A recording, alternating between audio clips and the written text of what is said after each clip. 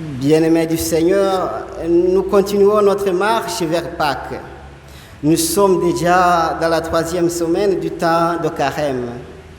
Et les lectures qui sont proposées aujourd'hui nous plongent dans une méditation profonde sur notre pratique de la vertu d'humilité et notre ouverture et disposition à recevoir la grâce divine. La vertu d'humilité est menacée ici par 2 obstacles, qui sont l'orgueil, les préjugés de notre vie quotidienne. Le récit de Naaman nous révèle ici une vie et une vérité essentielle. L'orgueil humain nous empêche d'accueillir les voies de Dieu.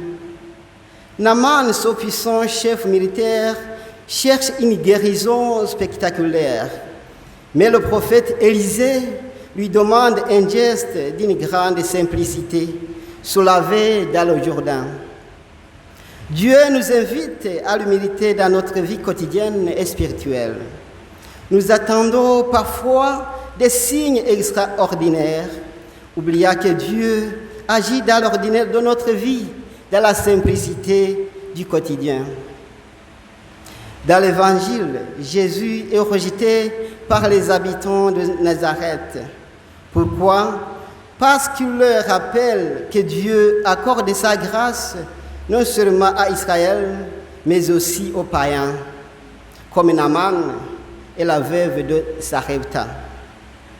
Or, cette vérité dérangeait leur orgueil national et leur vision étroite de Dieu, car les Israélites se considéraient non pas comme peuple de masse, mais plutôt de classe, et à des traits caractéristiques ou signes distinctifs.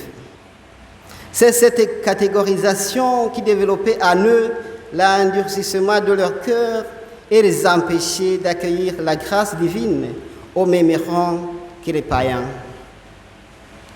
Lorsque nous nous enfermons dans nos attentes humaines, nous risquons de passer à côté de l'œuvre de Dieu. Saint Jean Chrysostome disait: l'orgueil a perdu les anges au moment où l'humilité fait des hommes des anges. Dieu agit souvent dans la simplicité et se manifeste dans des gestes ordinaires. Naaman devait se plonger dans une rivière modeste et Jésus, fils d'un simple charpentier, est porteur de notre salut.